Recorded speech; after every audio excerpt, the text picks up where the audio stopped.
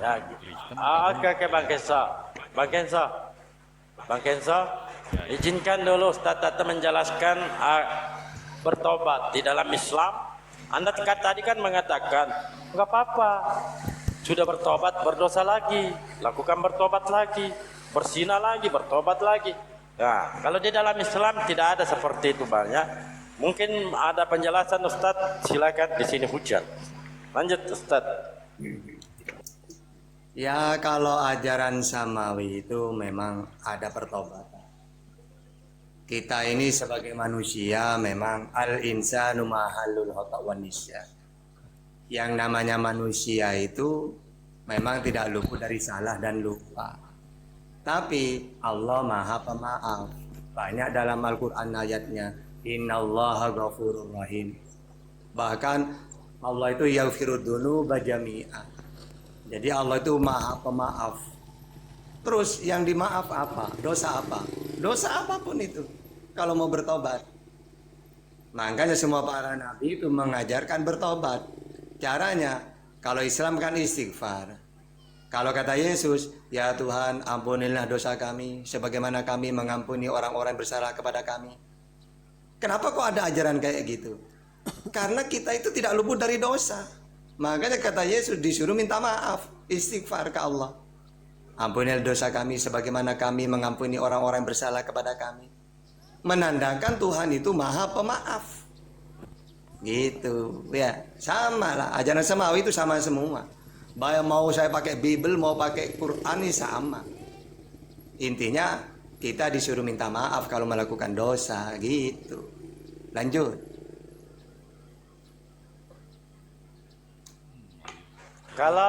Kalau dosa begini, maksud Kenzo tadi Ustaz. Kalau dosa disengaja, padahal kemarin sudah bertobat. Ini hari ini melakukan lagi. Artinya dia sengaja. Gimana itu Ustaz hukumnya? Ya, yang namanya dosa mau sengaja atau tidak tetap dosa. Nah, kalau dosa bagaimana caranya? Ya bertobat. Itu loh. Maka dalam Islam kita itu mau kita merasa punya dosa atau tidak tetap disuruh bertobat. Banyak baca istighfar. Karena kita tidak tahu.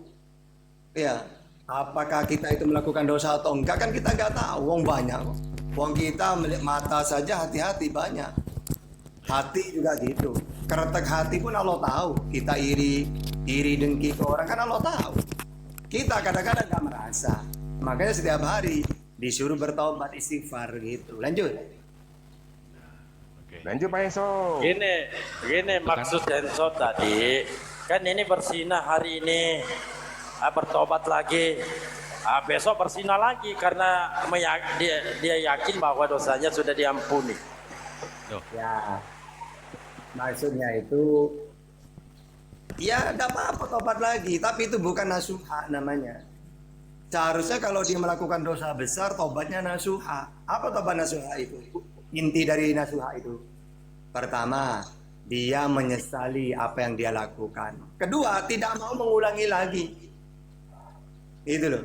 Kalau masih mengulangi lagi, ya berarti dia itu apa? Dia tetap tobat juga, tapi tobat sambel namanya. Bukan tobat yang sungguh-sungguh. Gitu loh. Nah, itu perbedaan kita. Iya, memang berbeda kita Enso ya. Paham ya? Jadi, Lanjut silakan Kenzo. Hujan keras di sini lanjut dulu. iya Bang, santai Bang. Tidak, hujan keras di sini. Iya, nggak apa-apa. Itulah kenapa tak seorang pun itu layak masuk surga. Nggak seorang pun layak. Karena itu tadi, nggak ada seorang yang benar-benar bisa membersihkan dirinya dari dosa. Hanya satu yang mampu menyelamatkan kita, yaitu Tuhan itu sendiri. Ketika bagaimana caranya? Ya karya salib itu, gitu loh. Simple. Oke. Ketika, ya monggo. Sekarang kalau saya tobat dosa lagi, tobat dosa lagi. Itu udah ada artinya itu, tobat itu. Betul. Gitu. Jadi gini, Hah?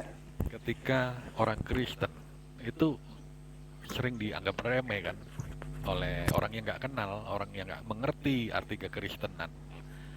arti Kristen itu bukan agama, tetapi orang yang percaya dan mengimani kepada Yesus. Itulah Kristen. Sekalipun KTP dia agamanya ABCD, tetapi dia beriman bahwa Tuhan Yesus itu juru selamat dia satu-satunya, gak ada yang lain. Selamat dia. Itu. Oke. Jadi Sekarang kalau saya ingin selamat ikut Yesus, gimana caranya? beriman bahwa Yesus Iman, telah iman itu kepercayaan, percaya kepada Yesus sebagai apa? betul. Sebagai bahwa kita ini manusia berdosa yang pasti masuk neraka tanpa dia. Itu iman. Iya, kan harus mengakui dia kan sebagai apa? Ini Tuhan dan juru selamat. Dalilnya. Dalil. Nah, Ada bahwa dalilnya. kalau ingin selamat masuk surga itu harus mentuhankan Yesus, ada nggak? Ada. Karena dalilnya begini.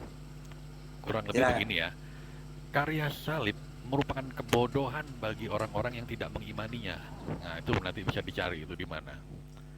Memang Menurut Paulus itu. orang-orang yang tidak menganggap salib itu memang orang Kristen ini bodoh. Memang betul, udah ditulis di Alkitab. Kita dianggap bodoh. Apa? Itu Paulus yang mengatakan. Kagak, Pak. Loh, Paulus itu udah Bapak kubilang mau di pulang. awal sebelum Ustaz Tahta Mau masuk. pulang. Separuh dari perjanjian baru ditulis oleh Paulus.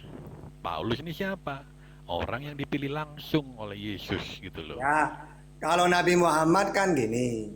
Kalau kamu pengen hidup kekal di surga, masuk surga, Tuhankanlah Allah satu-satunya. Dan imani Nabi Muhammad sebagai utusan. Kalau hidup kekal menurut Yesus, imani Yesus sebagai apa?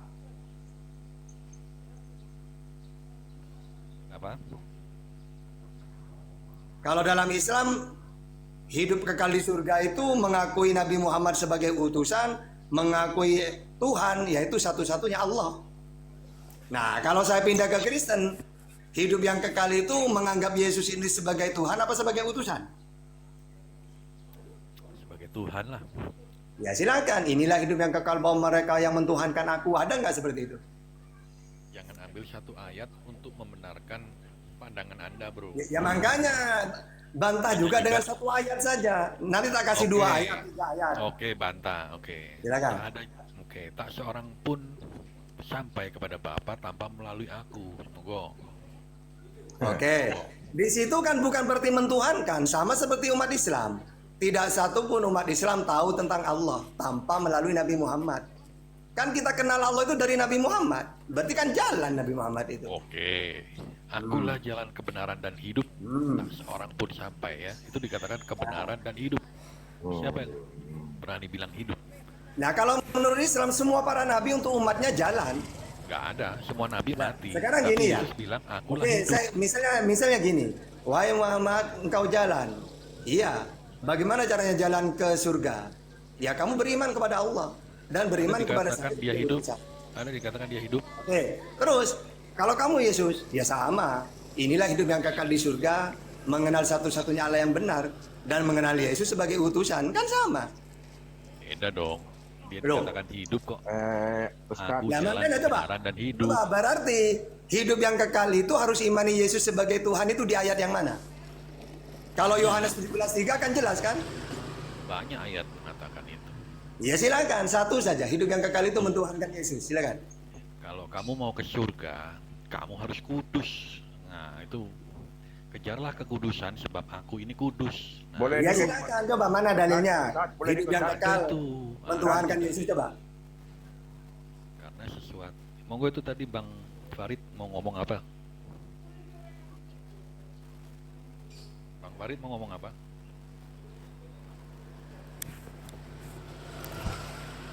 Ayo sampein aja lah. Coba kalau kita pakai Yohanes 17:3 kan jelas banget hidup yang kekal itu kan. Ada 2. Mentuhankan Allah, mengimani Yesus sebagai utusan. Itulah hidup yang kekal di surga. Nah, saya ingin tahu perbandingan. Ada tata di dalil yang lain bahwa hidup yang kekal itu mentuhankan Yesus. Nah, silakan. Ada hidup yang kekal itu menerima Yesus Tuhan sebagai juru selamat satu-satunya. Ya, silakan. Pakai dalilnya. Dalilnya. Nantilah kalau dalil-dalil gitu. Buka. Iya. Ngobrol santai aja. aku buka dalil juga Anda nggak akan percaya. Bang Geso, Percuma. gini, Bang Geso. Dikit, Bang Geso. Buktinya saya pakai dalil jelas banget aja kamu tidak percaya. Tidak percaya ke kitabmu sendiri berarti kan? Gini, Kamu Pak Kenso. ambil, ya. Begini pakai dikit-dikit Ustaz. Saya mau ini nih. Ini kan indikasi kuat daripada pemahaman Anda keyakinan Anda bahwasanya Yesus harus dijadikan penebusan dosa oleh karena Yesus dianggap tidak memiliki dosa ya gitu ya. Betul. Iya. Betul. Oke. Kalau begitu apakah Yesus ini orang nggak berdosa kira-kira menurut Bang Kenso? Iya, tidak ada. Di mana dasarnya Yesus nggak memiliki dosa Bang Kenso? Ada, tinggal buka aja di Bible. Oh gitu. Tapi Iya. di sini bukankah Yesus sendiri mengakui berdosa, di mana ketika Yesus mengisyaratkan secara tidak langsung dengan menyatakan dirinya bahwa ia juga manusia yang tidak lepas dari dosa, sebagaimana yang dituliskan di dalam tulisan Yohanes 8:1 sampai berapa tuh? Lupa saya, 11 kayaknya nggak salah. No, Di situ. tidak ada Yesus di Ada, coba Yohanes baca ya Bang, makanya Bang Yesus nggak pernah nengok sih. Nengok dulu dong. Aku nggak berani mengatakan begini loh kalau nggak ada dalilnya loh Bang Yesus. Ngapain juga saya berani. Ayat ini bercerita tentang kisah ahli-ahli Taurat yang datang kepada Yesus, di mana Yesus sendiri ketika itu sedang berada di dalam bait Allah, gitu kan? Jadi di situ orang-orang di dalam bait itu bertanya-tanya kepada Yesus, ataukah menguji Yesus pada kala itu kan? Jadi kata Yesus, manusia itu semua berdosa. Itu ajaran Yesus itu menurut Yohanes nih yang mengatakan di situ, Bang Kenso. Ya, coba tengoklah ayat apa yang berbunyi di situ mengatakan di situ. Yesus juga manusia biasa yang memiliki dosa gitu. Ayat berapa tadi? Ayat berapa itu? Kalau tidak salah di Yohanes 8 nomor 1 sampai 11 kayaknya. Ini kembali lagi pertanyaan Ustaz Tata, izin ya, kembali lagi. Kalau mau hidup kekal itu kita harus mengimani Yesus sebagai apa? Sebagai Tuhan dan Juru Selamat. Kok diulang-ulang tanyanya? Sebagai Itu Tuhan, tadi pertanyaan Ustaz Tata. sebagai Tuhan dan Juru Selamat, udah. Itu aja. Iya, tapi karena debatnya dengan orang Islam, tidak bisa pakai pemikiran Kristen yang cuma imani saja. Kalau umat Islam kan iman kepada Nabi Muhammad itu kan jelas. Dia utusannya Allah, seorang nabi, penyampai firman, dan mengajak umatnya mentuhankan Allah. Yesus juga gitu. Misal saya, oke lah, saya mau pindah ke Yesus saja. Yesus kamu siapa? Utusannya Allah, seorang nabi, penyampai firman, dan mengajak mentuhankan Allah. Dalilnya banyak, puluhan itu dalilnya. Nah, tapi kalau saya iman Yesus sebagai Tuhan, saya tidak punya dalil dalam Bible itu. Ada 10, Silakan, Yohanes 10, silakan. Yohanes 10:28. Di mana bunyinya? Dan aku memberikan hidup yang kekal kepada Betul. mereka, dan Hmm. mereka Lewat tidak apa? akan binasa Sebelah sini. sampai Nomor 1, selama-lamanya, selingkuh 2 dan dia. seorang pun tak akan merebut mereka Oke. dari Peringkut tanganku. 1. Oke, memberi hidup yang kekal Masalah kan yang ada ada caranya post, kan? Masa cuma dengar Sebelah kayak ini. gitu ya sudah saya kekal. Masa gitu? Sebelah kanan Kan apa? masih ada caranya. Dan bagus, Caranya pandang gimana bagus. Yesus? Peringkut 1. Harus mengimani Enggak salah lah. bahwa Yesus Ah. Peringkut 1, peringkut Nah. 2. di kayu Nah, coba salib. tengok situ. Nah, caranya Nah, yang komplek yang yang besar benar itu caranya ada di Yohanes 17:3 caranya. Lah, kok Anda yang kasih cara? Loh, Alkitab. kan udah jelas inilah hidup yang kekal kan gitu. Atau Yohanes 5:3-4. Kalau kamu ingin hidup, maka turutilah perintah Allah. Nah, perintah Allah itu lewat siapa?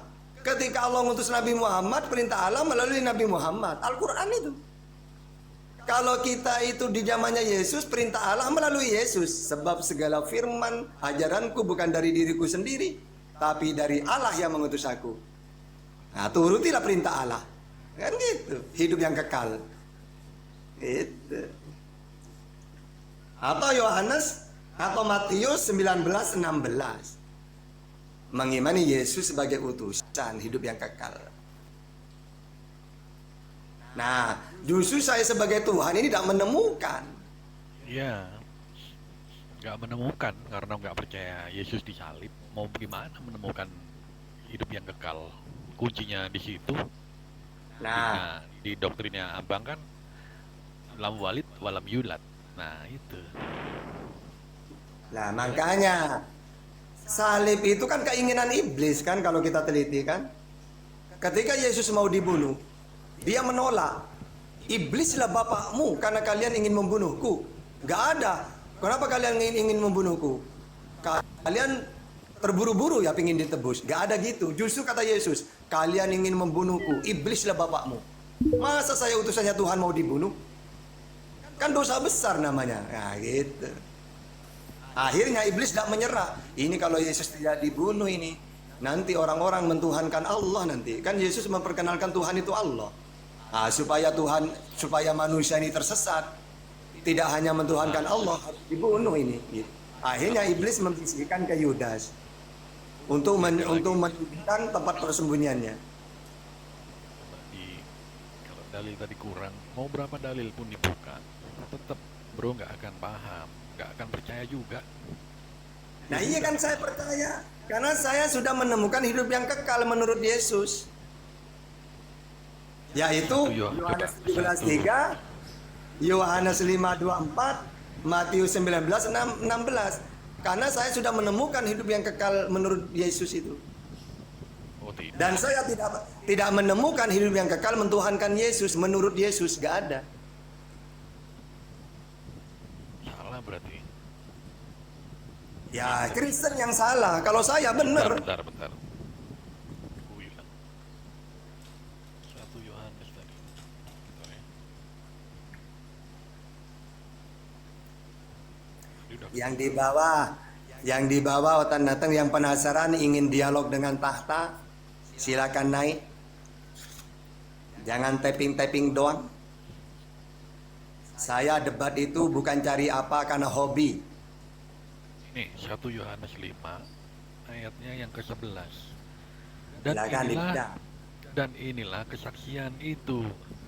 Elohim telah mengaruniakan hidup yang kekal kepada kita, ya kan? Dan hidup kekal itu ada di dalam Yesus. Nah, itu kurang jelas gitu. Iya benar itu. Benar. Bener apa? Hidup yang kekal itu ada pada Yesus di zamannya Yesus. Caranya ini satu-satunya. Oke, sekarang saya nanya. Hari lagi. Yesus ketika di dunia memperkenalkan Tuhan itu siapa? Bapak, Ya sudah. Terus Yesus sendiri ngakunya sebagai apa? jika kamu melihat aku, kamu udah melihat dia. Enggak. Yesus ngakunya jadi apa dia? Apanya Bapak dia? Kamu sebut aku guru dan kamu sebut Dan aku Tuhan. Tuhan. Iya. Tuhan. Tuhan itu apa ya? Emang Yesus Tuhan apa coba? Nah intinya kalau dia Tuhan itu, anak tukang kayu. kalau Tuhan itu bukan Tuhan. Contohnya bahasa Iya. Arabnya kan Sayyid kan? Iya. Oke. Sayyid itu Tuhan apa bukan? Iya, ku ikuti. Katakan Tuhan. Emang apa kekayaan Yesus sehingga dipanggil Tuhan coba? Nah makanya kan Tuhan itu kalau bahasa Arab kan Sayyid. Sayyid itu Iya. banyak. Sayyidina Umar, Sayyidina Ali, Sayyidina Abu Bakar. Kita pakai bahasa Inggris saja lah. Bahasa Inggrisnya Tuhan itu kan Oke, Lot itu Tuhan. Nah, Tuhan Lot Takur, itu. Tuhan Tanah. Nah, Yesus orang miskin, bro. Nah, Kenapa tapi dia orang kan miskin punya dipanggil murid. Tuhan. Guru itu kan punya murid dia. Berarti bisa dikatakan Tuhan. Tuhan itu orang yang dimuliakan, ya, yang dihormati, yang ditakutin, kayak Tuhan Tanah, Tuhan Takur, punya kekuasaan dia. Wajib ditaati, kayak Tuhan Tanah. Pasti orang-orang pegawainya takut kan? Kalau Yesus yang takut, orang-orang yang ikut dia, kayak 12 muridnya gitu. Ya, itulah ya. Jadi Kecuali apa ya? Yesus kan ngaku hamba. Kalau hamba itu punya Tuhan berarti. Nah, Yesus kan punya Tuhan. Nah, kalau saya ingin mentuhankan, mendingan saya ikut Yesus, mentuhankan Tuhannya Yesus. Hai Israel, Tuhan Allah kita, Tuhan itu Esa. Ada di mana Tuhanmu Yesus? Di Oranos langit, seperti apa dia, kamu tidak bisa melihatnya gitu. Enak. Ya. Kalau kita nanya ke Yesus enak. Kamu melihat aku, kamu sudah lihat dia gitu. Ada orang berani bilang begitu? Nggak ada. Iya berani, saya Siti Jenar berani. Waduh, Kalau kamu memanggil aku, tidak ada Siti Jenar, yang ada Allah.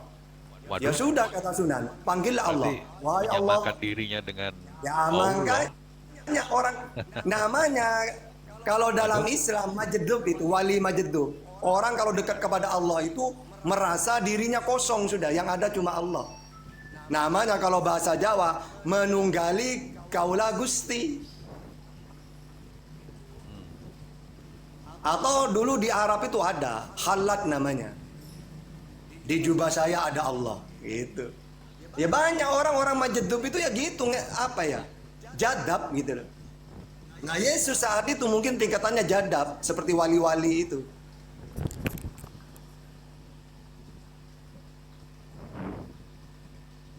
Nah intinya saya lebih percaya ke Yesus daripada ke Kristen, gitu aja intinya. Kristen tadi kan udah kujelaskan. Orang yang beriman percaya Yesus Tuhan satu-satunya, itu Kristen. Nah itu saya percaya ke Yesus. Inilah hidup yang kekal, mereka mengenal Engkau satu-satunya Allah. Ya berarti satu-satunya Tuhan itu Allah kata Yesus. Ya saya percaya. Dan mengenal Yesus sebagai utusan. Oke, Yesus disalib kamu percaya nggak? Apa? Loh, kan disalib itu karya iblis. Nggak Karena percaya. di dalam Bible Yesus itu berdoa diselamatkan oleh Allah karena dia ketakutan. Nah, kalau cuma gini loh, kalau cuma penyaliban bukan ketuhanan ya.